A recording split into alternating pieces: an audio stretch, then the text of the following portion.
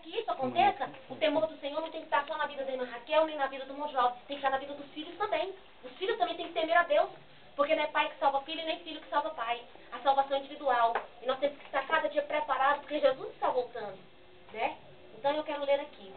Bem-aventurado aquele que teme ao Senhor e anda nos seus caminhos.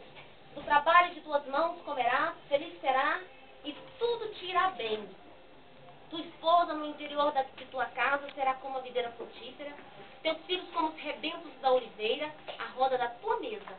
Eis como será abençoado o homem que teme o Senhor. O Senhor te abençoe desde Sião, para que vejas as prosperidades de Jerusalém durante os dias de tua vida. Veja os filhos de teus filhos e paz sobre Israel. Irmãos, isso aqui não é coisa, uma palavra qualquer, é promessa de Deus, né? Então é isso que Deus tem para nós, se nós permanecermos firmes, fiéis ao Senhor.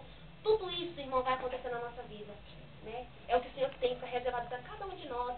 Eu tenho certeza que Deus reuniu nós aqui no lar do irmão Joaldo, não foi por um acaso, né? Eu tenho certeza que essa reunião Deus está trabalhando, né? Eu tenho certeza que as palavras que foram faladas aqui, os louvores que foram tocados aqui, que vão ser ouvidos, Deus vai estar trabalhando nos lares ao nosso derredor. Talvez hoje nós não vamos ter notícia, mas daqui a uns dias Deus fará com que os nossos ouvidos escutem o trabalhar de Deus na data de hoje, né? Porque Deus está cortando laços nessa noite. Às vezes nós não imaginamos, mas o Senhor nos trouxe aqui porque para livramento de Deus. Então, irmãos, vamos permanecer firmes na presença do Senhor. Vamos, né, adorar a Ele com toda a nossa alma, com tudo que nós temos. Por mais fracos que nós somos.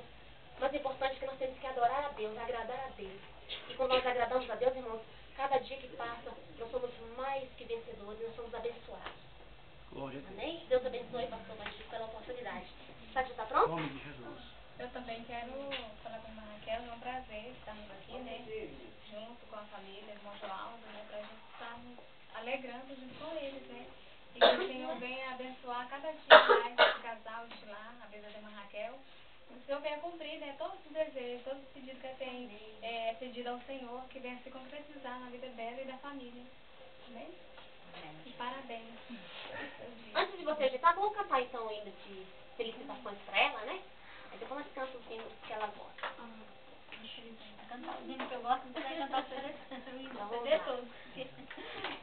Feliz aniversário, minha querida irmã, com muita alegria eu venho lhe dizer que Deus te abençoe.